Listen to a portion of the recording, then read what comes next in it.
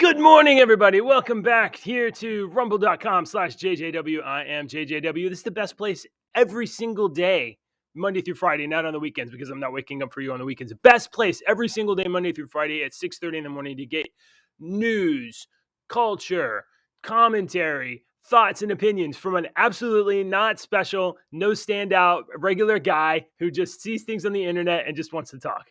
And that guy is me. And that guy is also Deacon, who is your other dad. So I'm a dad. He's a dad. We are your two dads. And we like to talk about the news and media and culture and politics and I don't know, people doing weird clown stuff on Twitter and all kinds of things. Good morning, Deacon. How are you? Ooh, he's preening. He's preening a little Please bit. don't interrupt me while I'm social mediaing. I am doing social media. Thank you. Can you imagine Man. walking around doing that all day?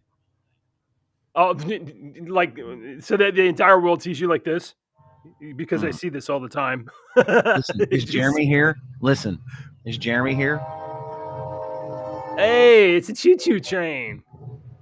He might be. I think he is. Good morning, Brian. Brian's over on Rumble. We are ready to go. We got 95.7. Ooh, clip it. Download the show and clip it. All right, I'm gonna mute myself for a minute. All right, we got fascinating news. I mean, major news broke yesterday. Well, major news broke several days ago, but like a real plot twist happened yesterday, and I am very excited to talk about that. But before we get into the Twitter files and the FBI mole at Twitter being fired by Elon Musk yesterday, before we get into that, we got some other regular type news to talk about. So if you were watching this live, I'm so grateful that you are here. And if you are watching this later, we are so grateful that you watch this video. And please hang out with us, drink a cup of coffee, have a little sippy sip. I put my cinnamon in my coffee after this morning, so it doesn't have the same. After what? What's the before? I put cinnamon in my cup before, and then I poured the coffee and put the creamer in the stuff and kind of stirred a little bit, and I forgot, so I put everything in, and then I sprinkled the cinnamon on top after, and it just kind of sits there. Yeah. And cinnamon doesn't really dissolve. Yeah, it doesn't really dissolve in anything. Okay. So yeah, it's just kind of sitting there. But it's a nice holiday. Let me ask. It's been it feels like it's been 2 or even 3 weeks since you've had like morning illness and been sick, or at least complained about it. No, and that's at least complained about it. It happened the past 2 mornings. Oh man, I was asking, but I want to know: are you doing okay? Or not doing okay? Nobody gives a crap if I get up and puke my guts out before I wake up in the morning. Everybody listening, please leave comments on this video telling everybody how much you care about Deacon and how he is the star of the show. He's got the golden voice. No. He's got the no. The only thing that I care about is that people watch your sugar. That's it. Just, I mean, I'm not telling you to completely do away with sugar, which you really should. I mean, you should completely cut it down to about 10%. 100% trying to kill you. Yeah, it's 100% trying to kill you. But you just watch your sugar. I mean, that's the only thing. Maybe don't eat that extra donut, or maybe don't just. That's the only thing that I ask people. I did what. Do as I do, or I mean, use me as an example.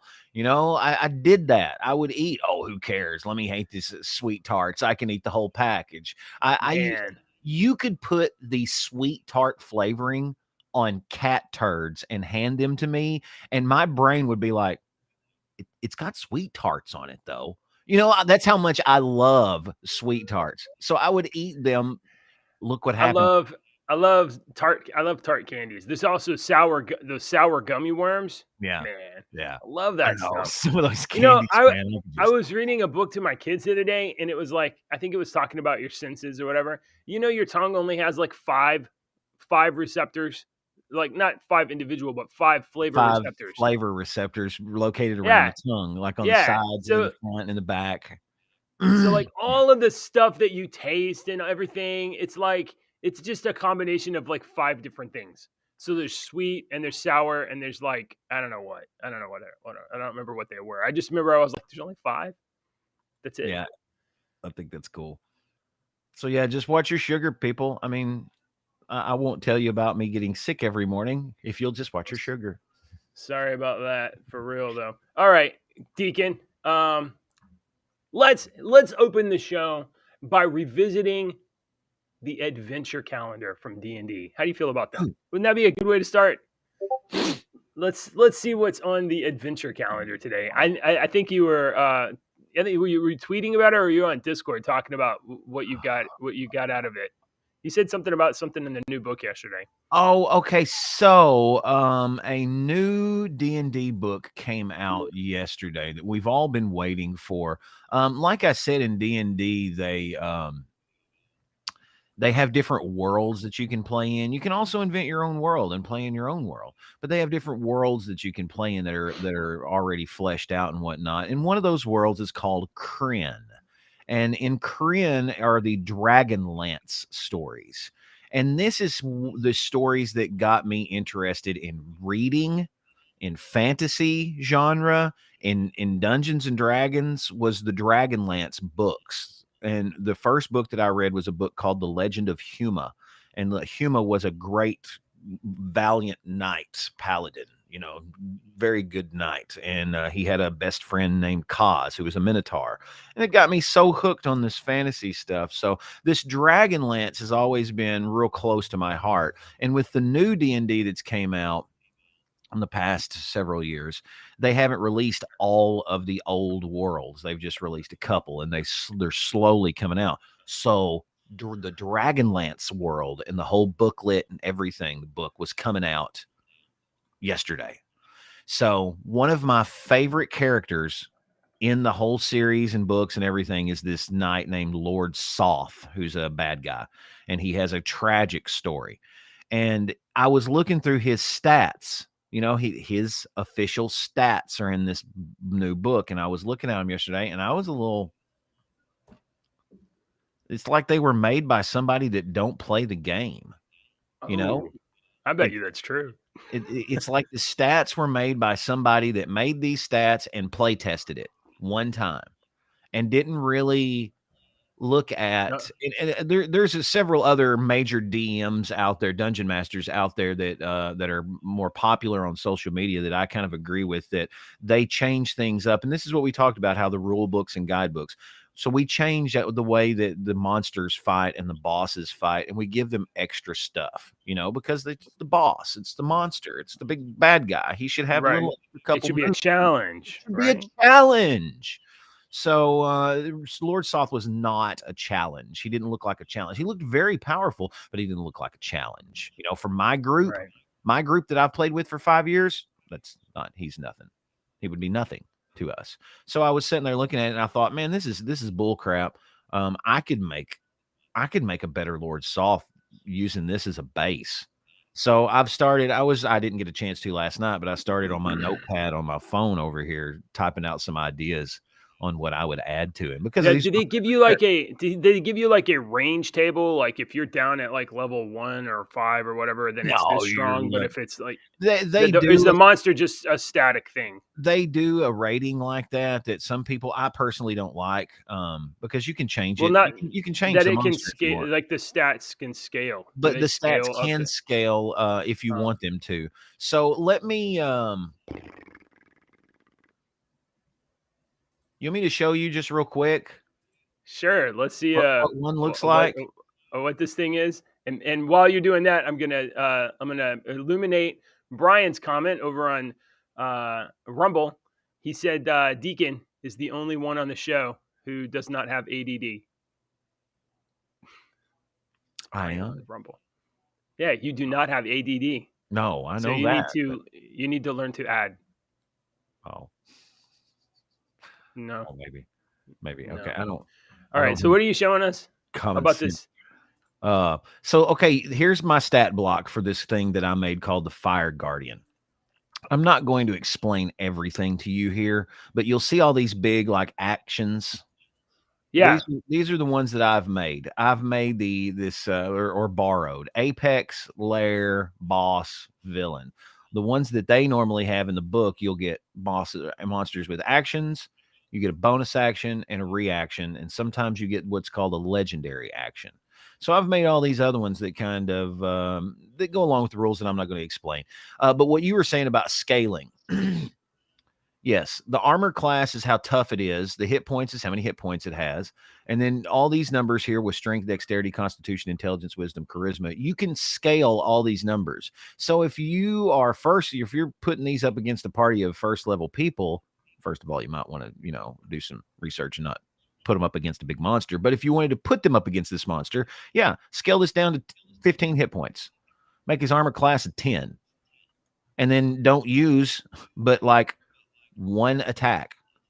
You Right. don't have to use all this stuff. But this That is but what that you were document saying, looks okay.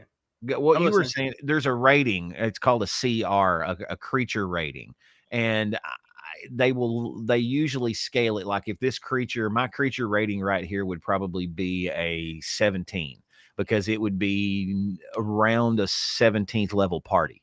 A party of 4 people with an average of 17th level would not have a problem fighting this boss.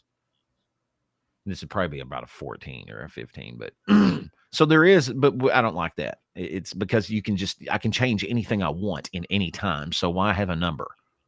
The number's for lazy people. Right. That's what I'm saying. If I was there, I would be like, this is hard. I want it to be easy. And that's why Lazy. they put that number there. They put it because Yeah. DMs have a lot of stuff to do. And if you're making a fight with 6 different monsters and you've got 5 fights coming up, and you're going to have at least 6 monsters in every fight, you don't want to spend 3 hours writing everything down. And you're Well, going to that's look why I up was saying, is there like a CR5 table, like if I'm going to monsters. use this thing for a level 5 party versus a level 10, then like Right, you can just scale. go down to scale. Yeah. That's part of Okay. your duties as a dungeon master. Maybe they do that. Do they do that with all of their D&D Beyond web tools? Because they have like all of these tools for using the internet as your calculator. They publish stuff and then that's it. But there's a lot of homebrew stuff like what I made there. That's That completely document my looks great. creation. You should Yeah. tweet that out. You should, well, unless No, it's like, well, I made it with this program that makes official looking okay. documents. Well, it looks good. But I'd come up with all of that from the top of my head. Yeah. Well, thank you. Fooled me. Yeah. Jeremy says 2 + 2 squirrel. That's me. He's making fun of me. Everybody's making fun of me. Okay. So here we are back on our advent calendar. Okay, you got it up. So today is the that's the 6th. That's the 6th. The 6th you get a coupon. 10% off of trivia. Okay, well, today's the 7th, sir. Go check out the 7th. Today is not the 7th. Oh, today is the 7th. Today's the 7th. I thought tomorrow was the 7th. I don't What is want that? I've already got the fucking Dungeon Master's Guide. This advent calendar sucks. Dungeons and Dragons, it's not a gift if I already got it. I paid $40 for it. Ouch. Well, could have paid 30. Yeah, I could have paid 30 right there. Today's the 7th. Today is why did I read? I think I read the wrong story earlier in my news that's fixing to air. Because today is December 7th. It is Pearl Harbor Day. Oh yeah. Yeah. That's not good. The day we got drugged into World War II, huh? Mm-hmm. Yeah. Well. So I don't know why. What a bummer. What a bummer. Okay. Well. All right. Hey, speaking of things that suck and are awful,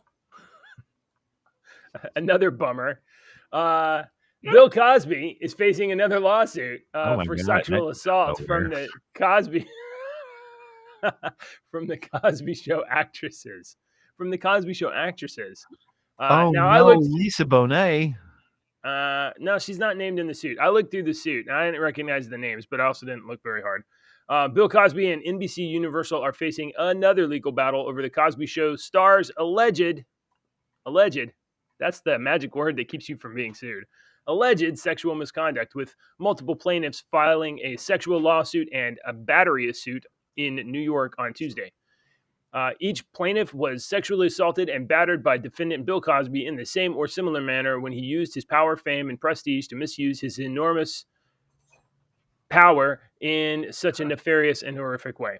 So Bill Cosby is never gonna get out of jail. This dude is just gonna keep getting sued until he dies.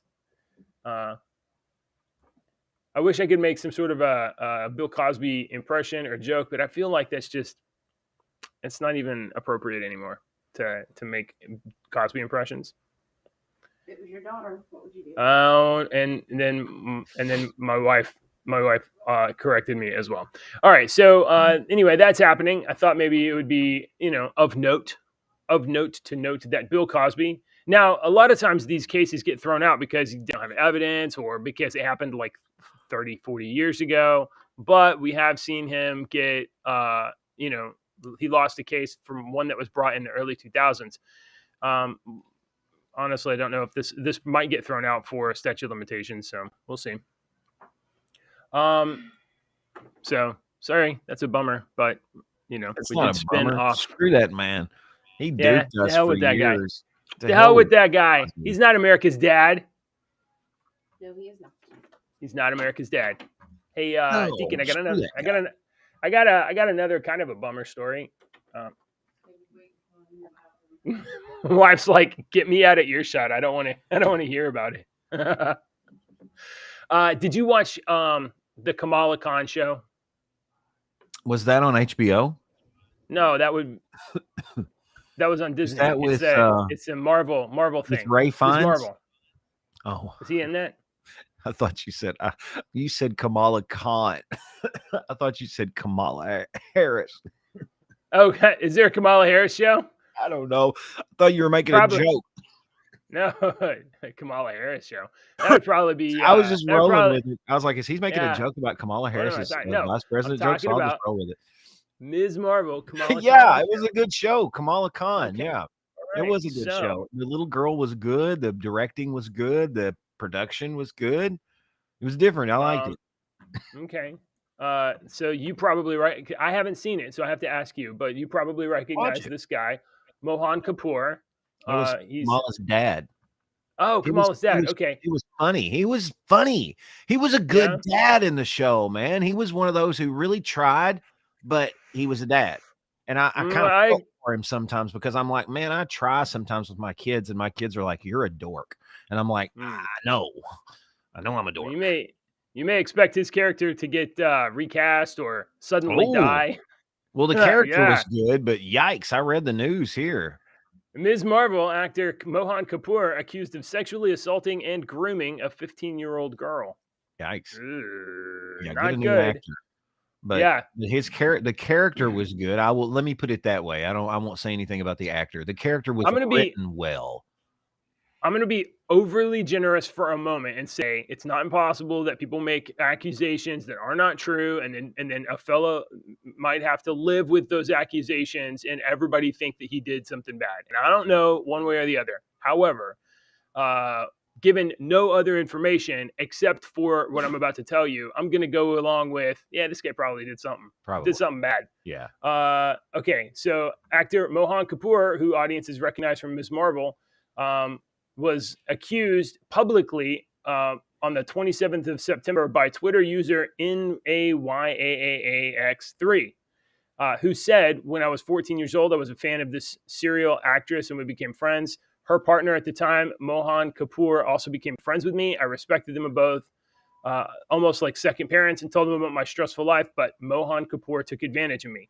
Now, why? Okay, so that's an accusation, but I don't know anything. You don't know anything. We don't have any facts except for this. Both the accused, there's a bunch of stuff here.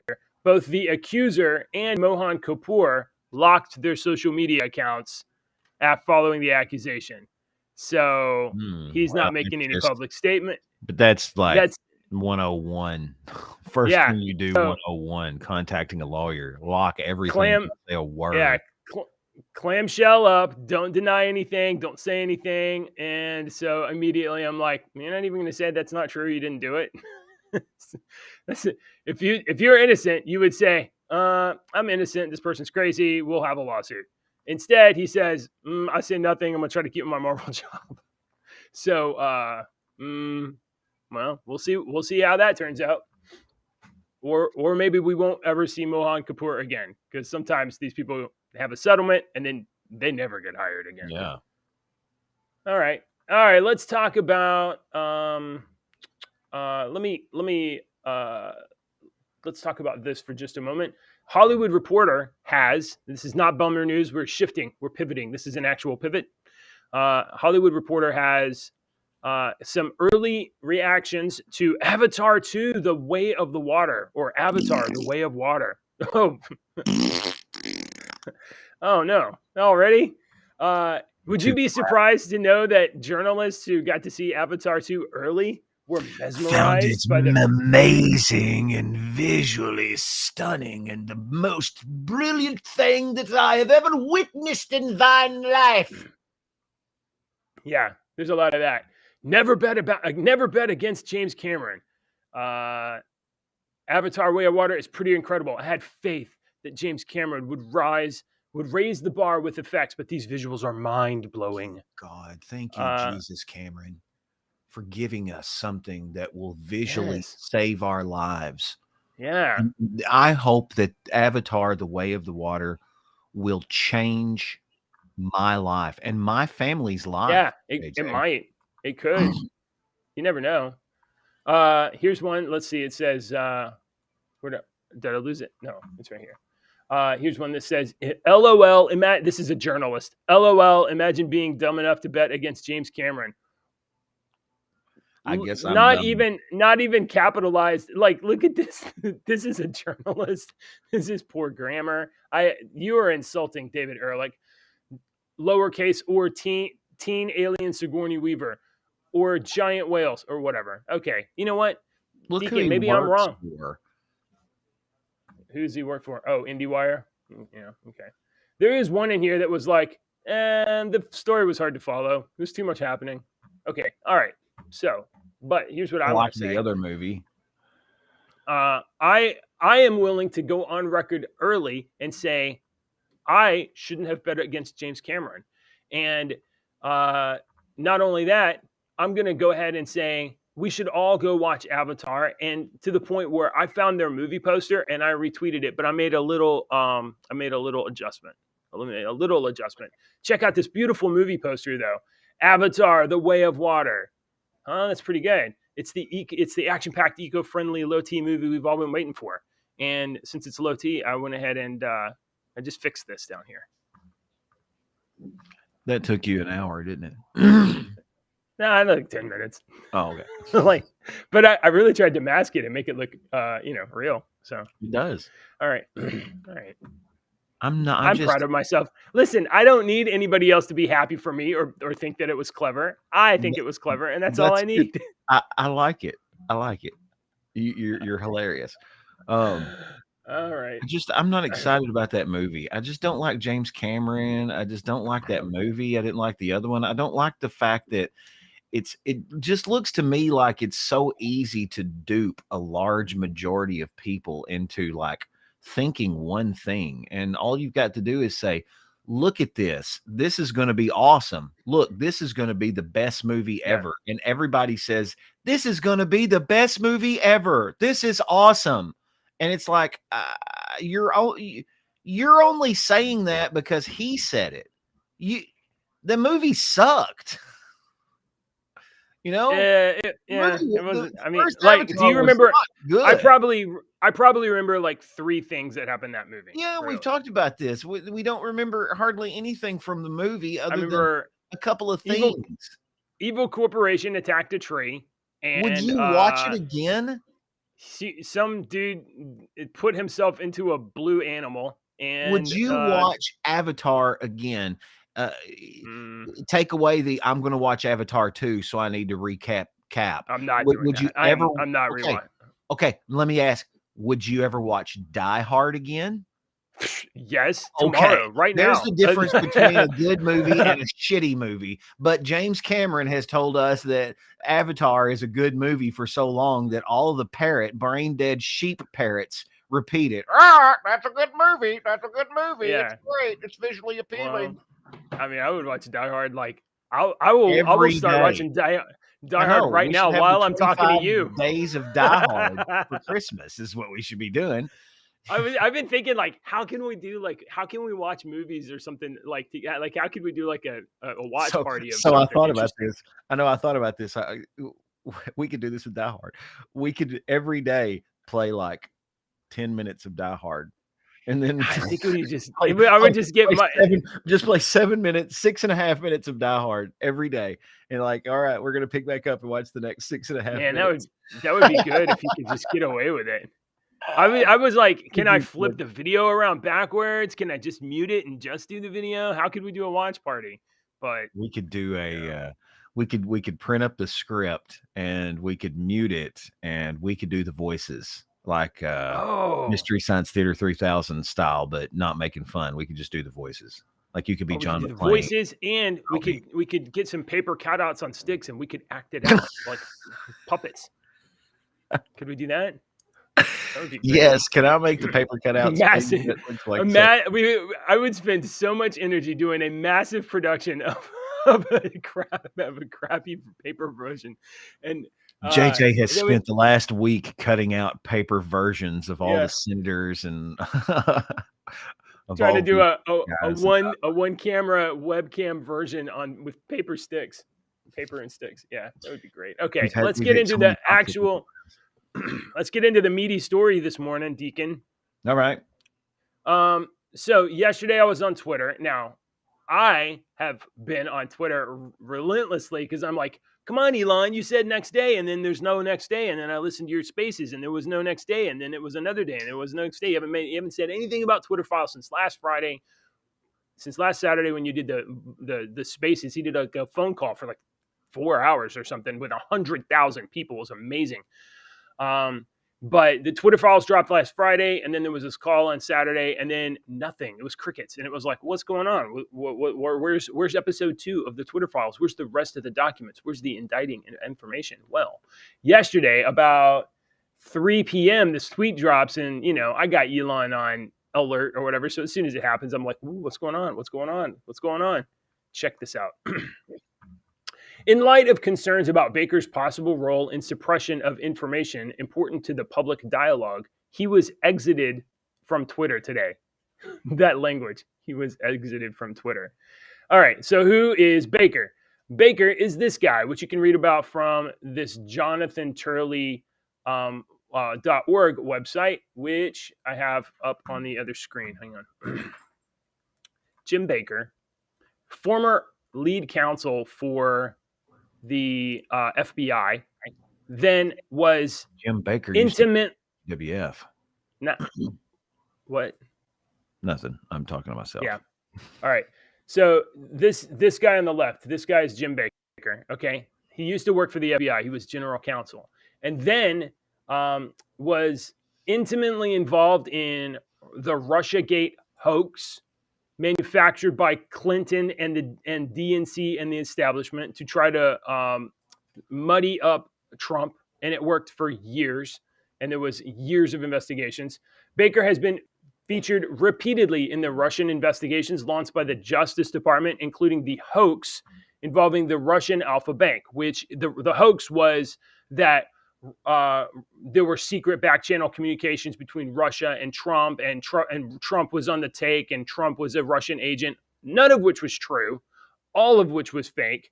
When the Clinton campaign lawyer, Michael Sussman, wanted to plant a bizarre false claim of secret communications channel between Trump and the Kremlin, Baker was his go-to speed dial contact. Baker testified in Michael Sussman's trial. Baker's name also appeared prominently in controversies related to the other Russian-related FBI allegations against Trump. He was forced out of the FBI due to his role and reportedly found himself under criminal investigation. He became a defender of the Russian investigations despite findings of bias and criminal conduct. He was also a frequent target of Donald Trump on social media, including Twitter, and Baker responded with public criticisms of Trump for his false narratives. So, Jim Baker, former counsel for FBI, forced out of the FBI. Where does he get a job? He gets a job at Twitter. He gets out of FBI, gets a job at Twitter as I don't know, lead counsel, deputy lead counsel, something like that. Now, what's the plot twist? Here's the plot twist. Last week, Elon Musk said, Twitter, you're going to take these files and you're going to give them to these two journalists. You're going to give them to Matt Taibbi and Barry Weiss. So Elon's talking to his lawyer, a lawyer closely connected to Elon himself. The lawyer, his representative at Twitter, says, "Okay, we got to do this. We got to get these files and get them over to the guy." Trump's lawyer was the contact for Matt Taibbi and Barry Weiss. I'm sorry, not Trump's lawyer. Elon Musk's lawyer was the contact for Barry Weiss and Matt Taibbi to get the files. However, he's not the guy that had the files. The guy that had the files was Jim Baker. So they went from Twitter to Jim Baker to Elon's lawyer to the reporters. The first batch of files went from Jim Baker and then to the lawyer and then to Matt Taibbi. And then we had the Twitter files dump on Friday. And on the Twitter files dump, there was a post, I think it was like post 25 or so, that said that Matt Taibbi didn't see any indication of government involvement. Okay, I'm going to pull the exact tweet up because that particular tweet was stand out on Friday when the Twitter files were slow rolling out, and that was on purpose. That was to like build like interest and momentum and get people kind of hooked in and looking at Twitter. Matt Taibbi's post said that as far as he could see, there were no indications of government involvement. Well, there were no indications of government involvement because when Jim Baker got those files, he sanitized them. He removed references to the FBI. He removed communications to the FBI. He removed documents involving the FBI. And then he passed them to the lawyer, and then they got to Taibbi. So Taibbi was looking at a sanitized batch of files. And then Saturday, no dump from Barry Weiss. Sunday, no dump from Barry Weiss. Monday, no dump from Barry Weiss. And Monday, I think it was Monday, Elon and his representatives figure out that something's up here. Well, the next batch of files that were to go to Barry Weiss didn't ever get the files. And she didn't get them on time. And when she did get them, she called up Twitter and said, "Hey, who is handling these files?" And they said, "Jim." And when she called and asked, "Well, what's Jim's last name?" They said Baker. And Barry Weiss tweeted that her jaw hit the floor. Her jaw hit the floor because she knew that Jim Baker was involved in these stories, involved in Russiagate, involved in various different allegations against Trump, involved in various public spats with Trump, involved in all of the Russia collusion stories. When she heard Jim Baker, obviously they accelerated things and Elon Musk got involved. And well, Jim Baker got immediately fired. He got called to the carpet. Elon said that Jim's explanation was, quote, unconvincing. And Jim was fired. So presumably they went through the files again. They made sure they're making sure that they have not been purged of important content. And they were redoing, whatever. So this is why it's taken so long for Twitter Files episode 2, is because what was handed off to Barry Weiss and what was handed off to Matt Taibbi were very likely contaminated or sanitized so that this guy and his FBI crony buddies don't get outed. So effectively, the FBI had a mole inside of Twitter up until yesterday. That is a huge plot twist. That is a huge plot twist. So if you're not watching Twitter Files on Twitter, you are missing out a massive story right now. Because it's basically, I mean, he doesn't work for the FBI, but Oh, Deacon was doing radio stuff. Jim Baker doesn't work for the FBI currently, but look, once you're a G-man, you're a G-man, right? Once you're part of the establishment, you're a goon. You're always a goon. So, he doesn't work for the FBI, but he was the liaison to Twitter for the FBI. Yeah, he was still taking orders from the FBI. He was still exercising the will of certain elements within the FBI that were trying to manipulate news, manipulate story, manipulate social media. He got himself positioned at the very top of Twitter in order to suppress what they want to suppress and amplify what they want to amplify. And he worked hand in hand with Vijaya Gadde to change public sentiment or to alter public sentiment. So this is evidence that your government is totally corrupt and it's trying to trick you all the time.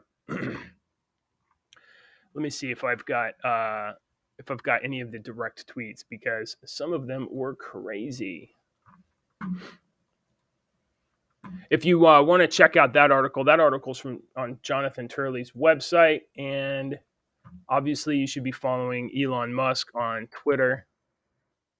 Elon is, he's not perfect, but Elon is doing more to expose the rats in government than the Republican Party has ever done. They've never done this much to expose the rats in government. And no, not every person that works for the government is bad. There's a lot of people, good intentions, good people, whatever. But the establishment uniparty is entrenched. Let's see what you guys are saying.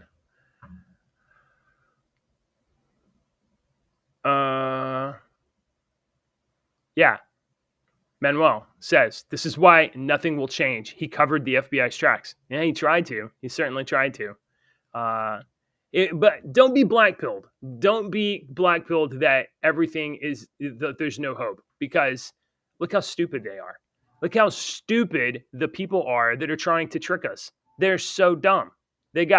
All it took was one person with a little diligence and a little bit of intelligence to question the narrative, to say, hey, whoa, why don't I see anything that I'm expecting? Who's handing me these files? What's going on?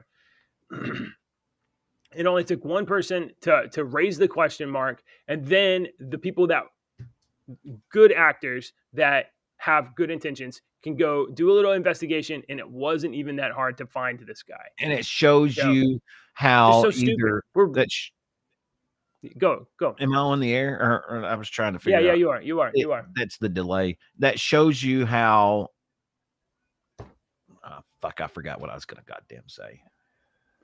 The people that are running this government, running this country, the people that are trying to trick you constantly, they're the stupidest motherfuckers ever to live. They're dumb. Okay? That shows you how corrupt those people were, or how inept they were. Okay? So him firing all those people was justified, considering that they were that inept. When, like you said, it took one person, so that shows you either how corrupt the company was or how inept the company was.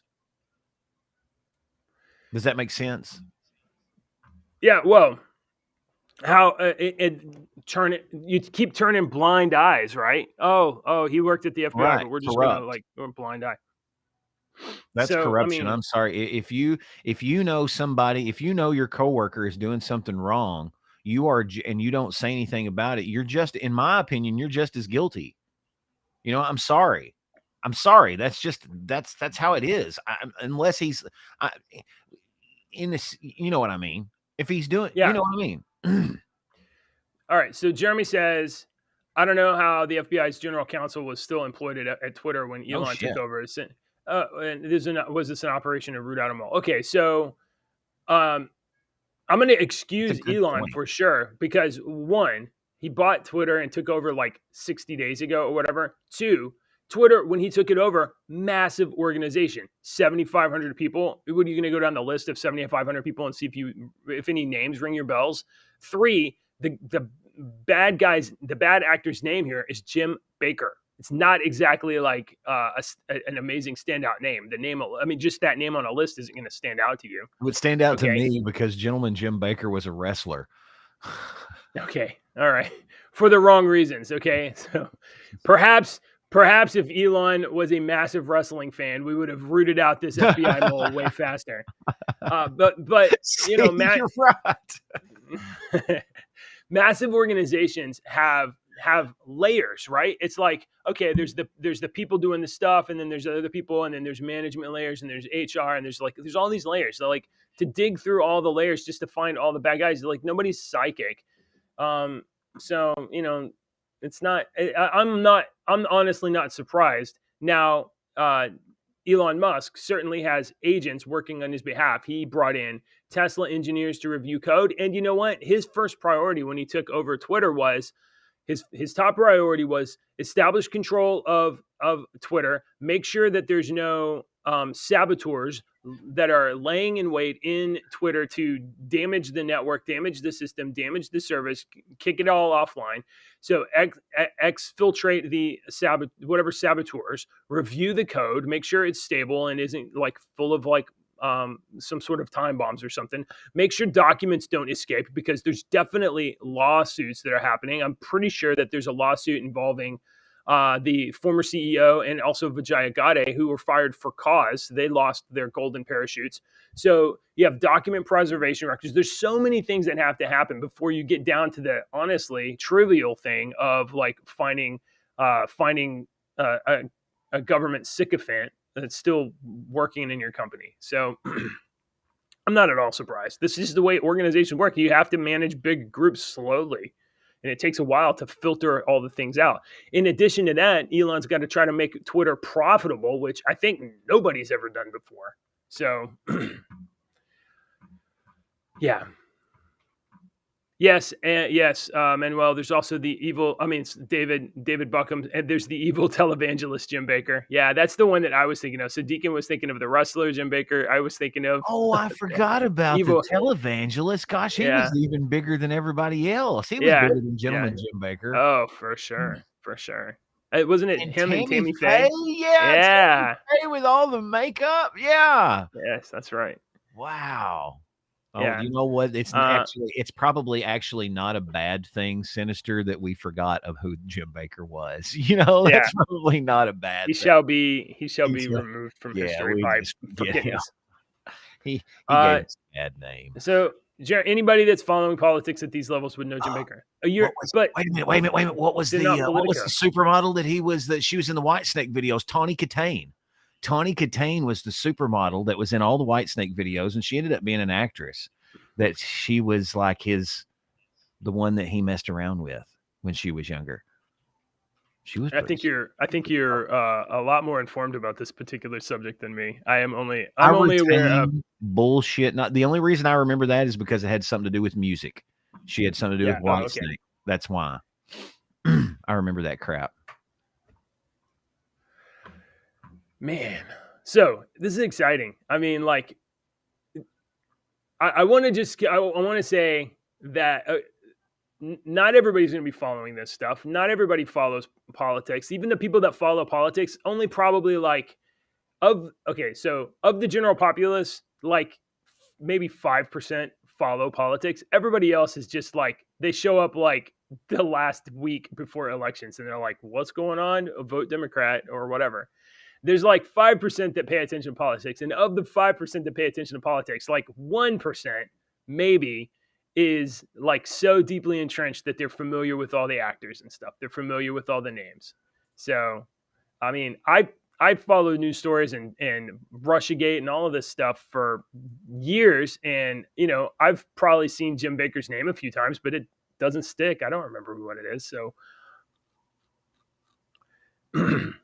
Jordan says no one in power is going down. Much of the public doesn't even care about what happened. I'm going to agree with you. And I'm going to agree with you because some of the corrupt establishment cycles out during elections, right? And then when the new guard comes in, they are going to they're going to yap on TV and they'll do congressional hearings and there'll maybe be a criminal referral or something. And then the FBI or whoever, Department of Justice will like investigate for 2 years and then like charges are dropped. Because the public consciousness forgets about it and no longer upset about it, and the elected officials are like, we got other stuff to do, or we have other stuff to not do, or I don't care about this as much as putting funding into getting a deal passed with some of the opposition so that I can get some benefits for my district or my constituency. So like the high motivation during an election cycle is because it gets you press, and press gets you attention, and attention gets you votes. So once that's over with, then it's like, forget about it. Forget about the investigations. Forget about criminal activity, because I'm worried about my next election cycle. Which is why you see Lindsey Graham always going on during election season, and we're going to investigate this. We're going to have hearings. And then when it comes down to it, nothing ever happens. Nothing ever happens. So you're right. A lot of people are going to get away with it. But this guy, this guy's burned. Jim Baker. That's a bad name for getting in trouble. Jim Baker? Mm-hmm. Yeah, not too good. All right. I think that's the most important stuff. That's definitely my summary of events, as best I can summarize. Cool. You don't have any other stories? I mean, I really thought it would take a lot longer, and that you would have. I don't know what to say. I mean, I've read all of the. I've read all the stuff, but I mean, we're just still waiting. Oh, and I'm not surprised about this. I tell you what, I got one more thing. And I'm like, it's like watching a TV show. I'm like, oh, okay, well, yeah, I could have seen that coming. So there, it tangentially related to this, there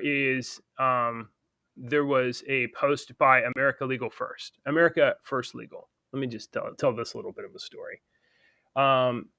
This also posted yesterday. Now, this is in the wake, and it's in the wake of the Twitter files, but not directly connected to the Twitter files.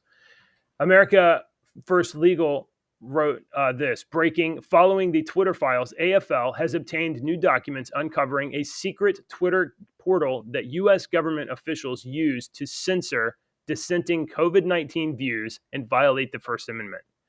So this is as a part of a lawsuit. I believe it's part of a lawsuit, though it could be. I mean, it's almost certainly part of a lawsuit because there's a lot of redactions.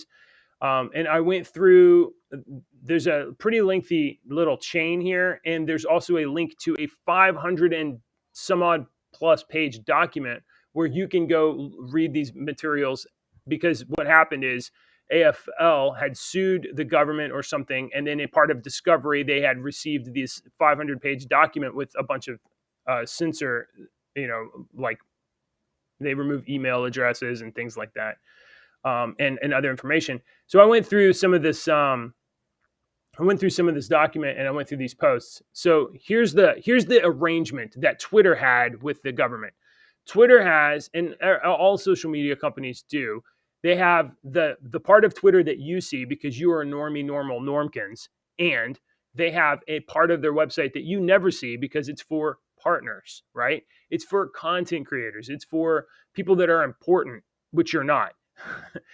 So they have a partner portal. Well, Twitter would direct certain communications from the government. Say, for instance, there is this email to Elizabeth. Hey, how are you? We're preparing to go to APAC Trusted Media Summit. Are you going to go? And then the government person is going to write back, and then the respondent said, hey, by the way, if you have this information or whatever, have you signed up on our Twitter, on our partner portal? It's the fastest and easiest way to get material reviewed.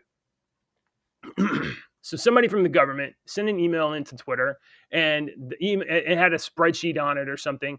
And that person said, oh, we've already reviewed some of these, but in order to make sure that this gets escalated, sign on to our partner portal and upload it there. And it skips the regular bureaucracy, and it goes right to review.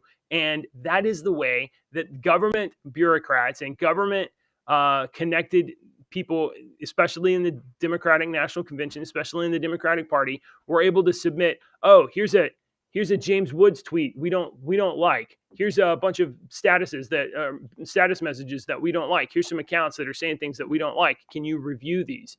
Well, they would submit them not to Twitter help like you would. They submit them to this partner portal, and then they go up to the escalation team, and then disappeared. So what that is, especially in the context of someone like Elizabeth Wilhelm from the CDC, DDP, HSIS, GID, government organizations, when government employees submit these files and requests and takedown actions to Twitter through this portal, there's no review. There's no judicial review. There's no due process. So your speech, citizen speech, was taken down by Twitter at the request of the government without due process, without review, violating the Constitution. That's the problem that is happening here. But here's the thing. This particular document's about Twitter. You don't think that Facebook has this exact same thing? No kidding. YouTube. They probably created it. Exactly. Yes, YouTube absolutely. has the same thing. Yeah. So Twitter, old guard bad Twitter 1.0 is being exposed. And you should take all of the information you learned to this and apply it to every other social media platform you use or touch or connected to. I tried to tell people for years, I'm like, every time you click on that thing on Facebook to find out which Harry Potter house you would belong into, you're not reading everything that you just gave them access to. All right. So I'm glad you found out that you're in Ravenclaw, but you just gave them access to use your pictures for anything that they want. You know? Hey, Cass, what house am I in? What's my house? Slytherin. I'm Slytherin. Of course you are. I would have instantly guessed. If you would have asked me what house would I have been in, I would have instantly said Slytherin. I don't